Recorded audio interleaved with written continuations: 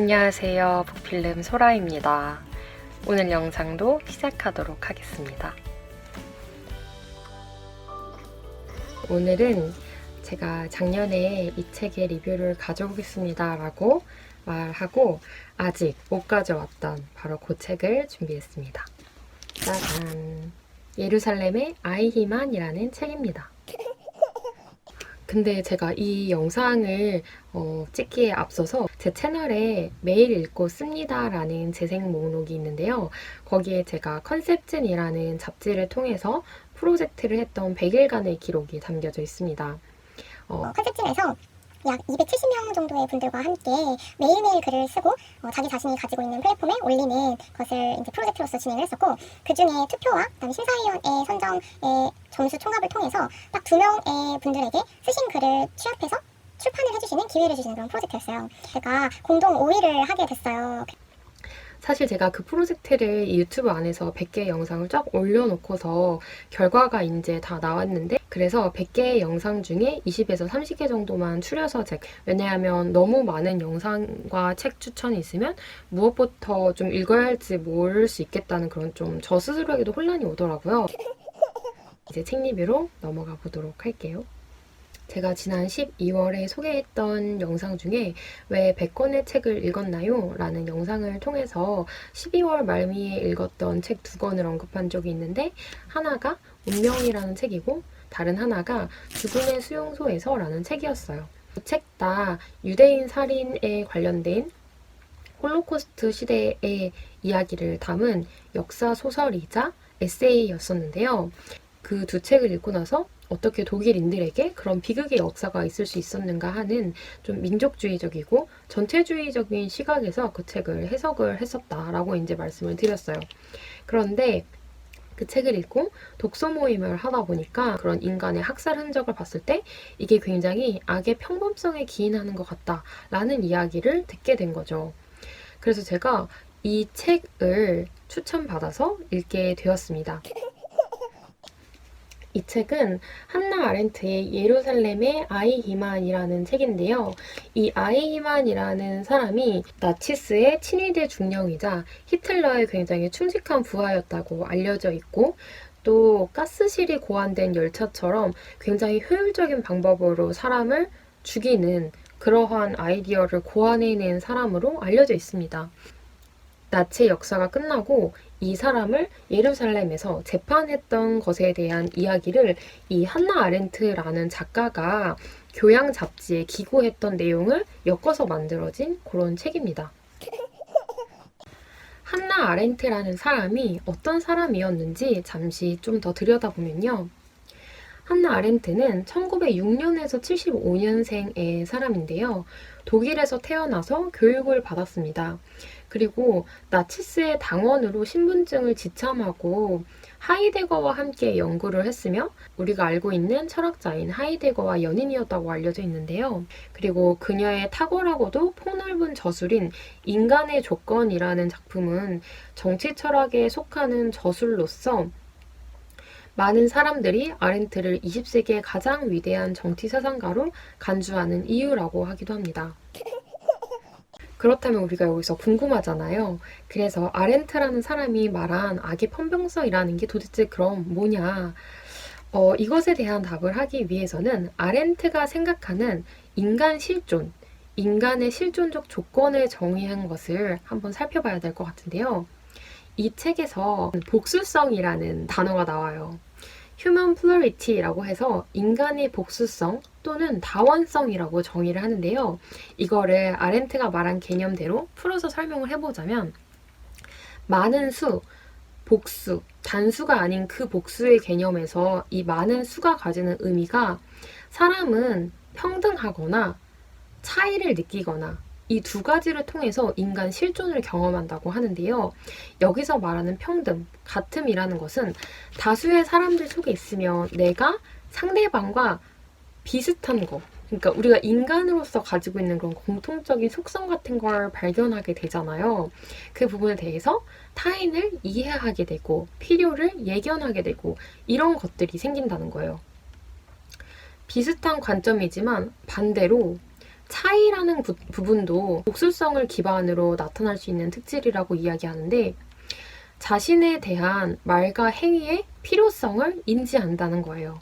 그러니까 복수의 사람들 속에 있을 때 그와 나의 같은 점, 인간으로서의 같은 공통적인 본질을 발견하기도 하고 그리고 동시에 우리가 개별적인 고유이다. 우리가 꼭 같아야만 하지 않고 각각이 다른 사람이라는 그 차이를 인정할 때 인간의 실존이 완성된다라고 이야기하는 거죠. 그런데 여기서 이 두 가지 인간 실존에 악을 발현하게 하는 것으로서 이 악의 평범성을 이야기하는데요. 여기서 평범성은 어떤 의미이냐면요. banality라고 해서 진부성이나 일상성이라고도 번역될 수 있는 원문의 단어를 쓰더라고요. 근데 이게 왜 평범성이라고 번역했냐라고 이야기하면 악이란 평범한 모습을 하고 우리가 쉽게 접할 수 있는 근원에서 나온다는 의미를 담은 원의에 가장 가까운 단어라고 생각한다. 저는 이 번역이 정말 좋다고 생각을 했어요. 너무 악이라는 게 되게 엄청 특별한 사람에게 악마라서 발현되는 뭐 그런 게 아니라 되게 평범한 모습을 하고 있는데 우리가 쉽게 접할 수 있는 그 근원적인 데서 나온다. 근데 아까 아렌트가 이 근원을, 이 두 가지 실존을 해칠 때 이 악이 평범성으로 나올 수 있다라고 이제 판단을 하게 된 거죠. 그러면 여기서 한 단계 더 나아가서 그래서 나치즘이 어떻게 이런 메커니즘을 적용해서 그 많은 사람들을 학살로 이끌었나 라고 이제 생각해 볼 수가 있잖아요. 아렌트가 같다는 평등에 대한 인식과 차이, 개별성에 대한 거를 상실할 때 인간의 실존이 없어진다라고 이제 이야기를 했다는 측면에서 나치즘에서는 이 두 가지를 매도하기 위해서 첫 번째 말이라는 거, 언어를 이야기하고요. 두 번째 사고라는 거, 두 가지 툴을 통해서 인간 실존의 그 복수성을 말살시킬 수 있었다라고 보여지는 거예요. 여기서 말에 대해서 굉장히 흥미로운 문장이 하나 나옵니다.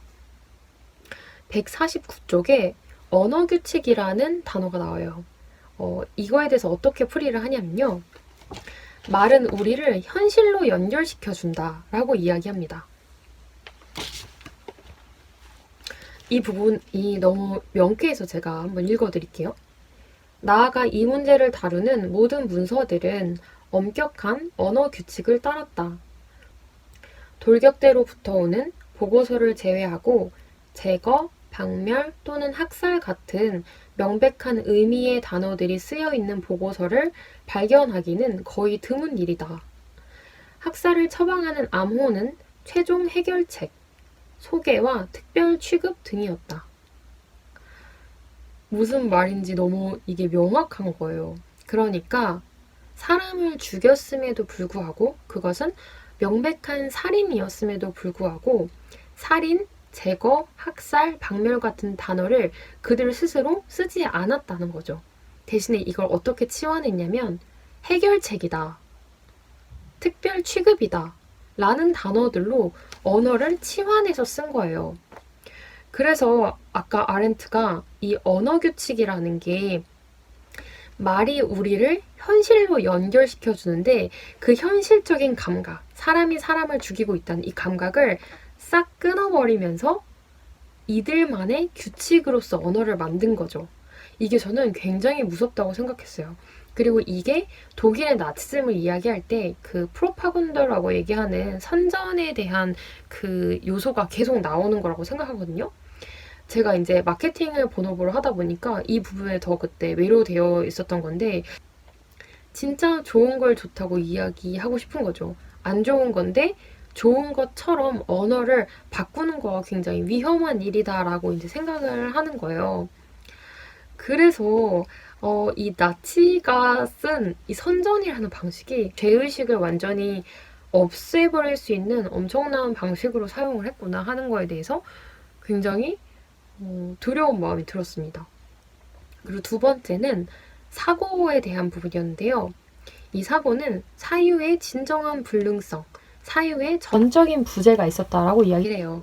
이 부분은 아마 우리가 많이 이야기를 들어봤던 부분이겠는데, 그러니까 내가 스스로 이거 지금 잘 하고 있는 건가? 이게 옳은 방향인가?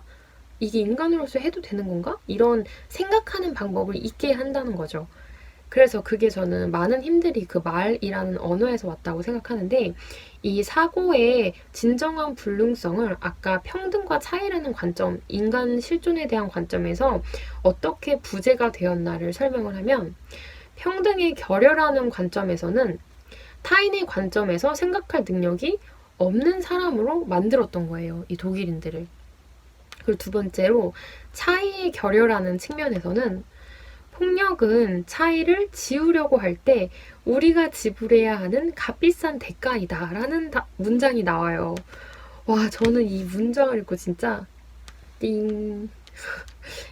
약간 아까 그 언어 규칙에서 말은 우리를 현실로 연결시켜준다. 여기서도 띵. 약간 이런 느낌이었고. 그러니까 여기서 말하는 그 값비싼 대가라는 게 제가 해석하기로는 비싸게 지불할 만큼 의미가 있다는 뜻이 아니라 엄청나게 이거는 무거운 일이고 진짜 잘못하게 우리가 속죄해야 하는 일이다. 정말 잘못했고 속죄해야 하는 진짜 대가를 치러야 하는 일이다 라는 개념의 그 값비싼 대가였거든요. 폭력이라는 게 굉장히 얼마나 위험한지 그리고 이것에 대한 그 죗값이 얼마나 있는 건지를 되게 알게 해주는 문장 같았어요. 우리가 다른 사람이라고 그냥 받아들이면 되는데 유대인은 안 돼라고 그 독일인과 유대인 사이의 차이, 개별성을 지우려고 한 거죠. 마지막으로 이 아이히만이 재판을 받았던 마지막 장면에 대해서 읽어드리면서 마치도록 하겠습니다. 아돌프 아이히만은 아주 근엄한 태도로 교수대로 걸어갔다. 그는 붉은 포도주 한 병을 요구했고 그 절반을 마셨다. 그는 그에게 성서를 읽어주겠다고 제안한 개신교 목사 윌리엄 헐 목사의 도움을 거절했다. 그는 2시간밖에 더 살 수 없기 때문에 낭비할 시간이 없다고 했다. 그는 자신의 감방에서 형장에 이르는 50야드를 조용히 그리고 꼿꼿이 걸어갔다. 간수들이 그의 발목과 무릎을 묶자 그는 간수들에게 헐렁하게 묶어서 자신이 똑바로 설 수 있도록 해달라고 요구했다. 검은색 두건을 머리에 쓰겠냐고 물었을 때 그는 나는 그것이 필요 없습니다 라고 대답했다. 그는 자신을 완전히 통제하고 있었다. 아니 그 이상이었다. 그는 완전한 자기 자신의 모습을 하고 있었다. 그의 마지막 말로 남긴 기괴한 어리석음보다도 이 점을 더 분명히 증명할 수 있는 것은 없을 것이다. 그는 자신이 신을 믿는 자라고 분명히 진술하면서 자기는 기독교인이 아니며 죽음 이후의 삶을 믿지 않는다는 점을 일반적인 나치스 식으로 표현하기 시작했다. 그리고는 그는 잠시 후면 여러분, 우리는 모두 다시 만날 것입니다. 이것이 모든 사람의 운명입니다. 독일 만세, 아르헨티나 만세, 오스트리아 만세. 나는 이들을 잊지 않을 것입니다. 라고 말했다. 죽음을 앞두고 그는 장례 연설에서 사용되는 상투어를 생각해냈다.